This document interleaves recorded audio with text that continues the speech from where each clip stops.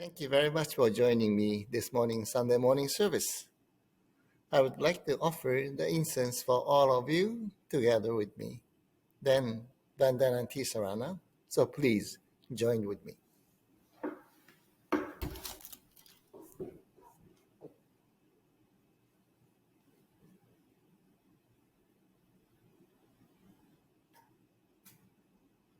Namandav, namandav, namandav, namandav, namandav, namandav.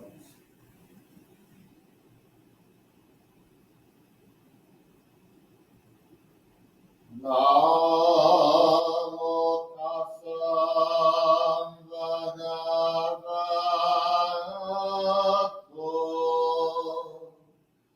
arahato sammasambuddhassa.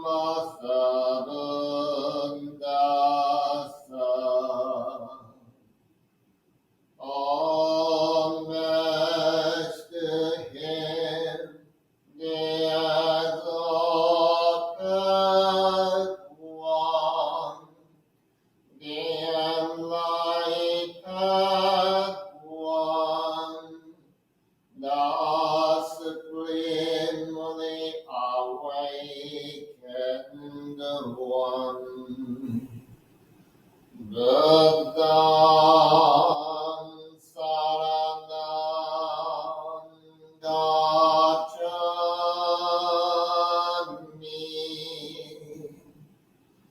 Dhammam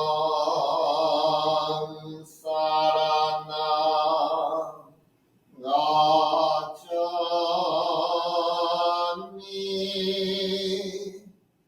Sangham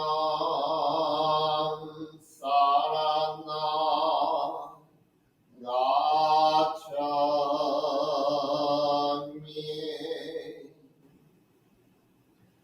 I look to the Buddha for guidance.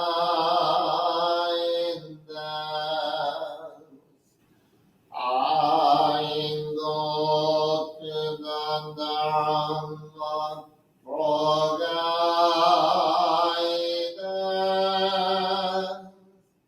I go to the Sangha for guidance.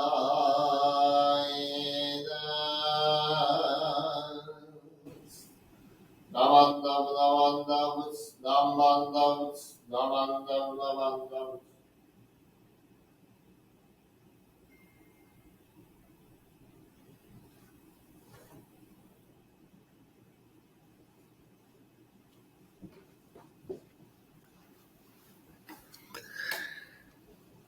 Thank you very much. Good morning again. Whenever we read the Golden Chain of Love, this passage is truly reminding each one of us the way of Buddhist life to be. And it is really wonderful guidance for every one of us. Golden Chain of Love is truly pointing that supporting others with the kind words and selfless thoughts are very important. And through sincere kindness and offering to others, we are able to make our precious lives so meaningful and happiest one.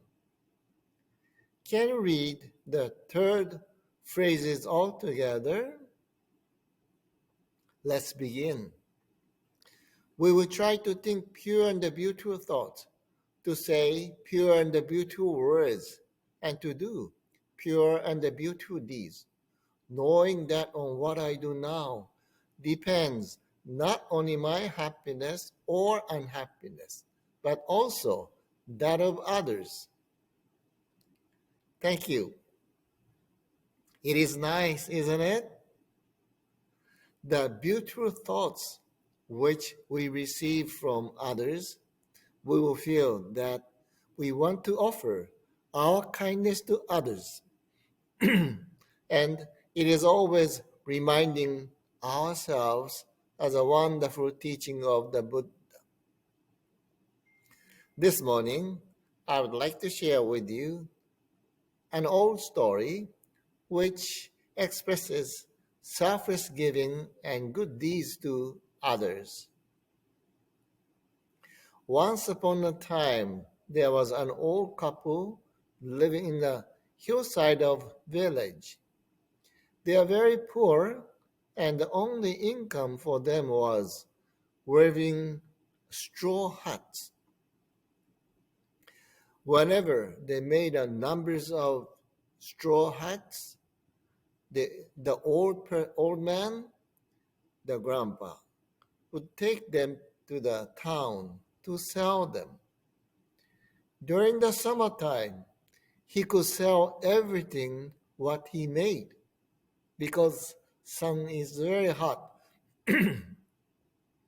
These hats were made by his hands, so it took extra time. In the daytime, he must go to the field and get as many straws as possible. Then he must dry it in the shade area for years. However, due to his age, the quantity of making the hat became less and less, and his hands became much weaker, so he couldn't make them like before. It was a New Year's Eve. This old man carried the 9 hats to sell, so they would be able to purchase some New Year's food, such as the soba noodle, bak noodle for the December 31st, and mochi for the New Year's Day. At the side of the road, he was trying to sell these wonderful handmade straw hats. However, even if he stayed there for almost all day, people were so busy to get ready for the new year and didn't have any interest to purchase the hats. On the late afternoon, the weather was getting much colder and snow started to fall. The old man decided to go home without having any money. With hard and empty feeling in his mind, he went home. The snow was getting much heavier, but he still had to walk about 2 miles to home up on the hill.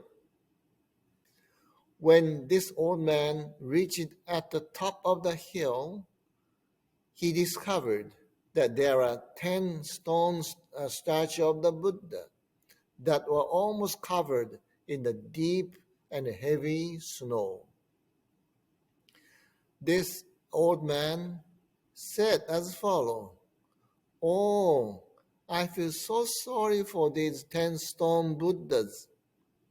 Why don't they have my hat?" So they could at least avoid getting snow on their heads and shoulders. The old man wiped 10 stones Buddha's head, take all the snows out very gently, and covered their heads with his hat. However, he had only 9 straws hats, but there were a total of 10 stone Buddhas. What he did was, he took his own straw hat from his head and placed it on the last stone Buddha and deeply bowed to them and said, "Thank you very much for the year. My wife and I didn't have any illness throughout the year. おかげさまで何万打仏、何万打仏." When he returned home without having any food, he told his wife, "All the hats are gone, but I didn't have any money. Then wife said, "What happened?" The old man explained to her about what happened, which he offered all his hats to the stone Buddhas. Then she smiled to him and said, "Grandpa, that's good. We have our house and we are able to keep warm." But the stone Buddhas were in the deep snow and must be very cold in there. You did a good deed to the stone Buddhas. She was very proud of her husband for his kind act to the spiritual Buddha. However, even if he did a good deed, this couple didn't have any food for New Year's Eve and New Year's Day. So they have to welcome the new year without having any food. At the night of the New Year's Eve, while they heard the New Year's Eve bell from the temple, gong, gong, the couple just closed their eyes and welcomed New Year without having New Year's Eve noodle. Instead of eating the noodles, they drank hot water and greet each other and said, "Happy New Year! Happy New Year!" However, both are very hungry, but never forget their smile to each other. Early in the morning of New Year's Day, while they were still sleeping, this couple heard the voices from outside and saying, "Happy New Year! Happy New Year! Happy New Year!" When two of them opened the door, there were several village people smiling to them and said, "Thank you very much for taking care of the village people's stone Buddhas. That's our spiritual Buddha. This is only a small token of our appreciation to your kindness." So several leaders of the village brought New Year's food and gifts. The leaders of the village said to them, "We are supposed to take care of our stone Buddhas, but because we are so busy and forgot to do our duty, but you did for us. We also discovered your straw hats on the Buddha's heads. So these are just our appreciation to both of you for your sincere care and kindness." The old couple just put their hands together in gasho with a flow of tears in their eyes and expressed their true feeling of gratitude and appreciation to the village people for the wonderful New Year's gift. The words we use, "What goes around comes around." It is truly teaching us that whatever we do good deeds, it may return to our place with a result like this old couple did to the community. The phrase in the golden chain of love, "kind and gentle to every living thing and protect all who are weaker than myself," is truly teaching us that kind acts and kind thoughts will make peace and serenity in the society and will bring us a warm feeling of happiness and joy into our precious lives. During the offering of the incense, all of you are offering your dana offertory. Regardless of the amount, it is coming from your heart to our Hotoke-sama, our Buddha. The Nembutsu life is teaching us about thinking of others and rejoicing in the happiness with others.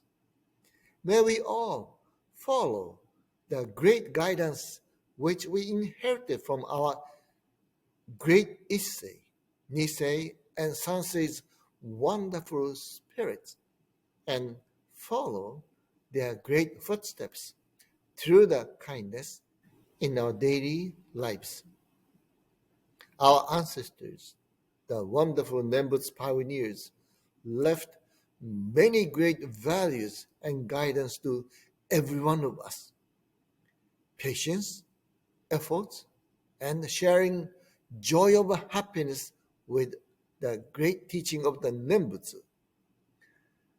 Sensei, I heard the wonderful word from the old person, and this is it, manabe, to learn, uketsuge, to receive, and tsudaero, pass on or transmitting to the next generation.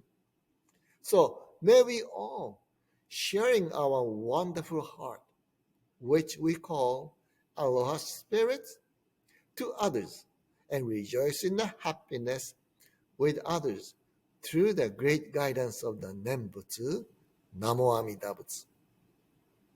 Dharma School students, since I'm missing all of you, but hope this pandemic over soon and all of you return to our church, our Sunday morning services and activities. Thank you very much for joining me this morning service today. Namo Amida Butsu. Namandabutsu, Namandabutsu, Namandabutsu, Namandabutsu.